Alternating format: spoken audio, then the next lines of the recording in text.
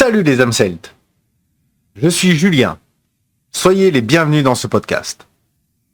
Avant de le commencer, je vous invite à vous abonner, activer les notifications pour ne rater aucun épisode et laisser un petit pouce pour le référencement. Je vous invite à écouter ce podcast jusqu'au bout afin de pouvoir laisser un commentaire pertinent. Ok, commençons. Bon, quand on traverse une crise existentielle, on se pose des questions, dont celle de l'identité. Qui je suis ? C'est une question métaphysique puisqu'elle mêle l'acceptation du corps et de l'esprit comme un ensemble étant tous les deux cause de l'évolution de notre vie dans le monde des vivants. Nous sommes à la fois spectateurs et acteurs de notre existence, nous amenant irrémédiablement à la connaissance réelle de soi. Donc l'âme celte, c'est une question d'identité. C'est le choix d'être un Gaulois au XXIe siècle. Mais contrairement à ce qu'on veut nous faire croire, il ne s'agit pas simplement de prendre une décision.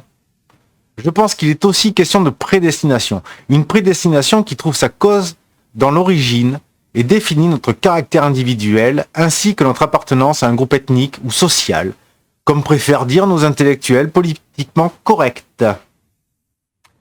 Bon, l'identité. Je le répéterai jamais assez, mais la définition des mots a toute son importance pour en saisir le sens, la nature, l'essence du terme. Alors encore une fois, on ouvre le dico, mais d'abord, on va regarder l'étymologie du mot. L'identité nous vient du bas latin identitas, à ne pas confondre avec Carglass. Identitas, qualité de ce qui est le même, dérivé du latin classique idem, le même. Alors, c'est un sacré indice, on peut comprendre qu'il est question d'une comparaison à d'autres individus, donc aux membres constituant le groupe auquel nous appartenons et avec lequel nous partageons des caractéristiques physiques et culturelles communes. Et à partir de là, je vais même fermer le dico, puisque finalement, l'étymologie, je vais aller boire un coup, je crois. L'étymologie se suffit à elle-même pour saisir tout le sens du mot identité. Commençons donc à voir qu'est-ce qui est le même. Quels sont après tout nos stéréotypes ? Qu'est-ce qui nous constitue ? Qu'est-ce qui fait nos points de ressemblance ? Allons-y. Alors le premier élément de comparaison, le plus visible, est le corps qui nous permet de savoir si nous sommes des garçons ou filles, devenant ainsi, avec le temps et l'expérience, des hommes et des femmes.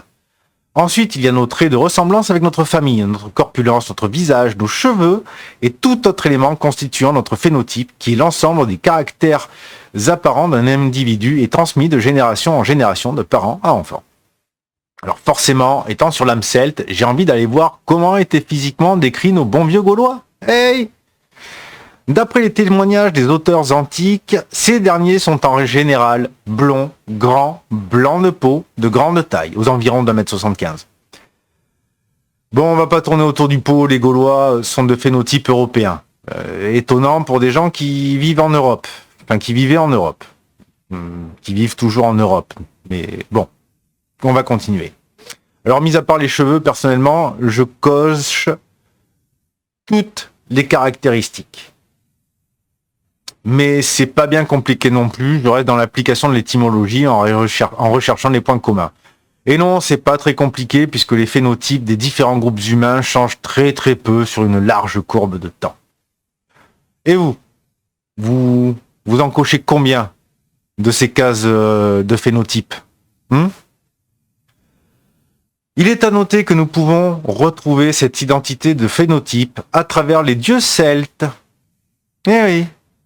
Pour cela, il me semble tout à fait à propos de nous pencher sur la mythologie irlandaise, qui est, comme tout le monde le sait, une mythologie celte. Pourquoi elle est intéressante, notre étude ? La première raison que j'évoque est tout simplement le fait que nous retrouvons des dieux similaires chez les Irlandais et les Gaulois. Lugh porte le même nom chez les Irlandais et les Gaulois. Ogma, pour les Irlandais, devient Ogmios pour les Gaulois. Puis, pour fermer la boucle, Brigitte, en Irlande, qui devient Brigantia en Gaule. Après, il faut aussi savoir tenir compte des différents surnoms donnés par les Celtes, en général à des dieux comme Dagda en Irlande, signifiant le dieu bon, qui est aussi Sukelos, signifiant le bon frappeur. Nous pourrions même nous pencher sur le Jesus gaulois, traduit par le bon. Mais là, je vous lance un petit défi, c'est de faire vos recherches qui vous permettront d'en tirer les mêmes conclusions que moi. La deuxième raison réside dans le fait que les Gaulois, et le reste des Celtes d'ailleurs, affirmaient que leurs clans respectifs descendaient d'une divinité. Si vous vous souvenez de mon premier podcast sur le fondamental de l'art de vivre gaulois, et pour ceux qui ne l'ont pas vu, je vous invite à aller l'écouter en suivant. D'après Jules César, je cite, « Tous les Gaulois disaient descendre de Dispater ». Dispater, qui est un dieu chtonien, serait un des surnoms du Dagda. C'est aussi ce qui me fait dire que le panthéon celte est composé de dieux civilisateurs qui sont de grands ancêtres ayant survécu au dernier grand cataclysme que l'humanité a vécu il y a plusieurs milliers d'années. Et là, je vous renvoie aux travaux de Manuel Velikovsky dans son ouvrage Mondes en collision 1 et 2. Et puis pour répondre à la question, oui, il y aura un podcast qui traitera du sujet des dieux chez les Celtes. Mais là, je suis un peu en vendange, donc le prochain podcast sera un petit peu plus léger et facile pour moi à traiter parce que je fais beaucoup plus d'heures que d'habitude. Bref. Je vous propose de découvrir comment sont décrits le Dagda et Lugh dans les récits irlandais, histoire de s'amuser un peu. Je vais me concentrer uniquement sur l'aspect de leur trait physique. Le Dagda nous est donc décrit comme un homme de grande taille, très fort, roux. Excusez-moi, mis à part les Européens, vous en connaissez beaucoup, vous, des individus de phénotypes différents qui peuvent être naturellement roux? Moi, j'en connais pas. J'ai aucun exemple sous la main. Sans user de la coloration, il n'y a rien qui me vient. Aucun autre continent. Bon, autour de Lugh. Le dieu Lugh nous est conté comme un homme beau et grand, avec les cheveux blonds et bouclés, à la peau blanche. Pareil, on reste dans un phénotype européen. Là de suite, moi je me dis que je suis un Celte gaulois. Et vous? Continuons l'exploration de notre passé pour voir à quel point il est encore présent en nous intéressant à la culture. À quel point l'Antiquité gauloise nous a-t-elle influencé et nous influence encore? Est-ce qu'elle est encore présente à notre époque? Mais oui, bien entendu. Alors les choses évoluent, mais toujours en restant sur ce fil rouge de repérer, de mettre le doigt sur ce qui est le même, identique. Nous allons donc voir dans notre culture présente ce qu'il reste d'identique au passé. Je pense que nous allons être surpris. Culturellement, quels sont les domaines qui définissent le pays? Quels sont les domaines qui définissent la France? Quels sont ces stéréotypes? Notre pays est reconnu mondialement pour son art de la table, son artisanat en général et du luxe. Il me semble très important de le préciser. Nous sommes aussi reconnus pour notre utilisation de la langue à travers la littérature et la poésie. La France est aussi reconnue pour sa tradition philosophique qui l'a fait encore rayonner dans le monde. Ça fait beaucoup de reconnus pour des faits qui nous honorent.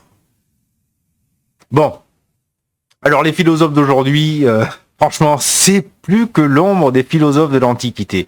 Et encore, je suis insultant pour l'ombre qui a une utilité, contrairement à BHL ou Onfray. Alors, l'un aux limites de la folie idéologique, vivant dans le rêve éveillé du multiculturalisme, faiseur de guerre. Mais là, si je continue, je vais déraper façon boîte à savon lancée à pleine balle sur une piste enneigée. D'où la nécessité, future, de nous donner l'accès à un espace protégé de la bien-pensance où je ne serai pas obligé de me censurer. Et puis, on a l'autre, capable de retourner sa veste à la vitesse de Lucky Luke en réaction proportionnelle à la vitesse du vent. Bon. Alors, nous disions, les arts de la table.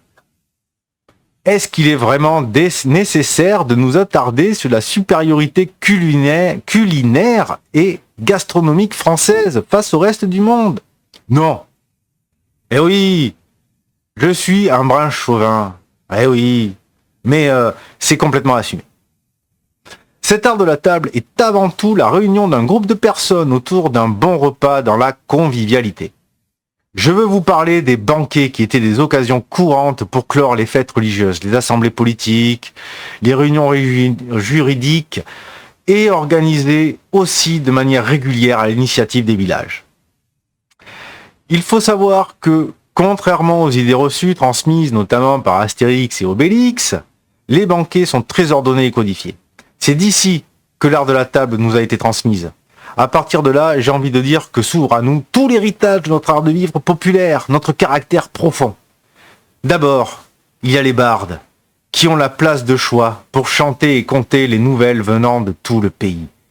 Ils feront ou détruiront des réputations par leurs verbes. Et n'oublions pas non plus les concours d'éloquence qui donnent lieu à des batailles de fions mémorables, des lancers de répartie à base de rhétorique, volant d'un convivial à l'autre. Ça ne vous rappelle rien? Sérieux, ça vous rappelle rien? Ah, moi, ça me rappelle deux choses. Premièrement, notre réputation de grande gueule, qui de toute évidence n'est pas usurpée, et qui dure, et qui n'a pas fini de durer. Et deuxièmement, la culture du bon verbe, du jeu de mots, de la vanne et de la jonglerie du vocabulaire.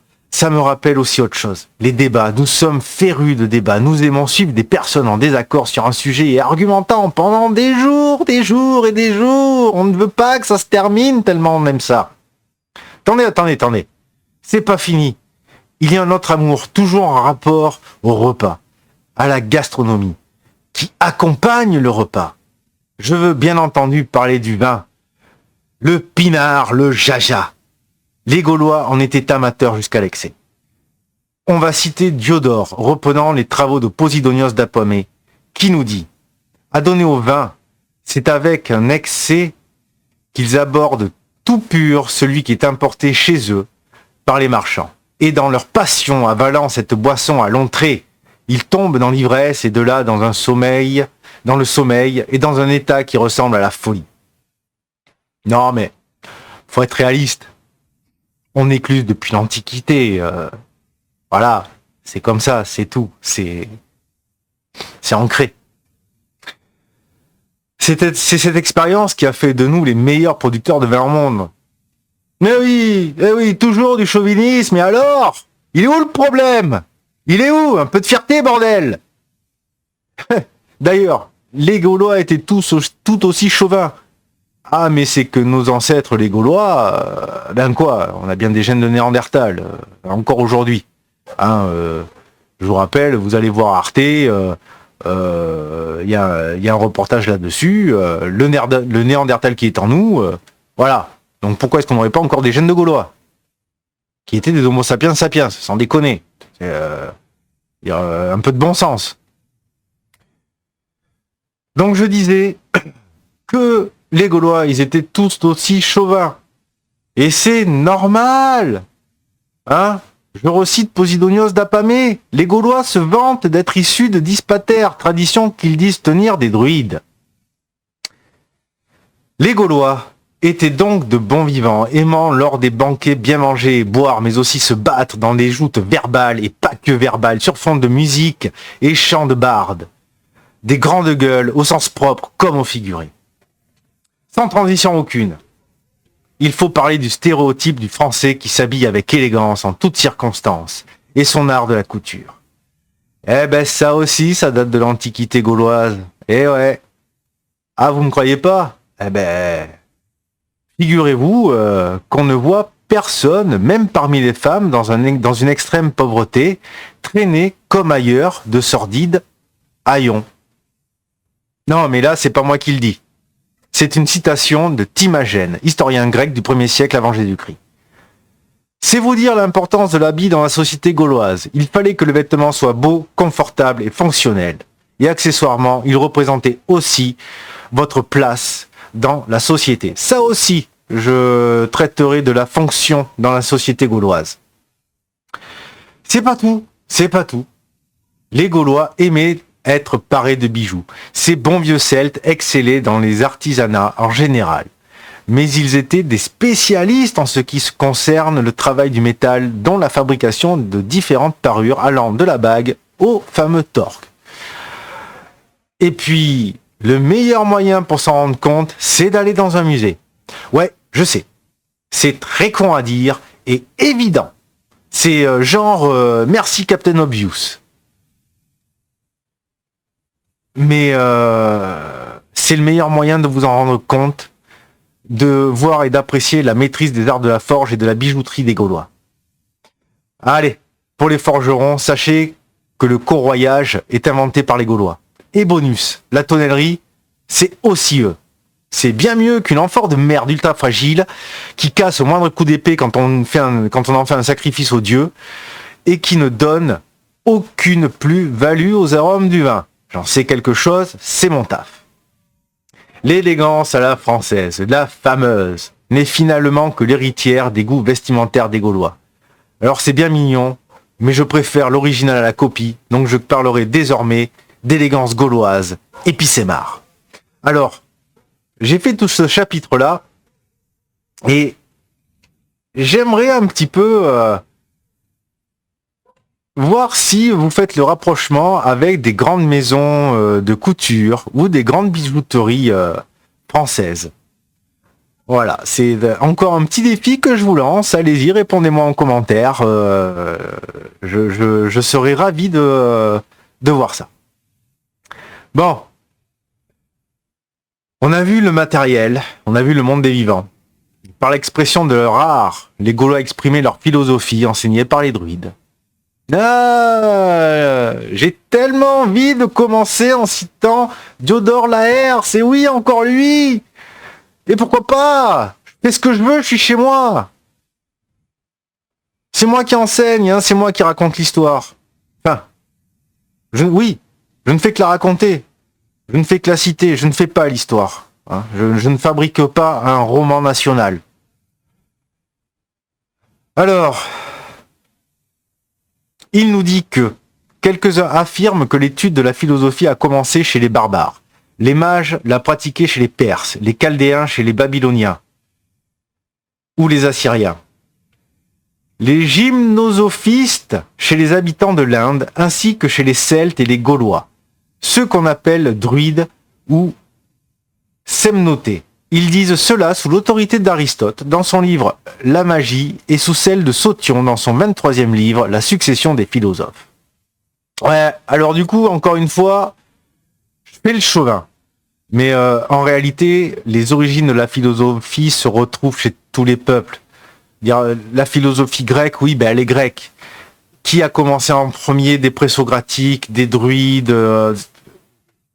Dès l'Antiquité, il y a un désaccord là-dessus. Et ça continue. Officiellement, on préfère dire que ce sont les Grecs qui ont apporté la philosophie aux druides. Moi, je sais, de sources sûres, je vous renvoie aux travaux de Jean-Louis Bruno, hein, ma principale source, qui atteste que la métempsychose, le voyage de l'âme d'un corps à un autre, la réincarnation, a été apportée chez les Grecs par les druides. Donc voilà, c'est le débat est ouvert. Si vous voulez le lancer dans les commentaires, allez-y. Moi, ça me suffit de savoir que les druides avaient une philosophie propre. Et puis, je veux dire, faut être réaliste. N'importe quel connard avec un cul à 3 chiffres est capable de se poser des questions sur la vie, le fonctionnement du monde, et de trouver des réponses. La philosophie, c'est quoi? La philosophie, je vous le rappelle, c'est une démarche qui vise à une compréhension du monde et de la vie par une réflexion rationnelle et critique. Là, on fait de la philosophie sur ce qu'est l'identité, en particulier gauloise. Mais nous, le bas peuple, le monde, n'a pas le réseau de BHL pour passer se branler l'intellectuel sur les plateaux de télé, ni la passion de s'écouter parler sur les réseaux de la mystique aux couilles, que je préfère largement à BHL. Au moins, vous apprenez des trucs. Voilà. Bon, on va fermer la parenthèse.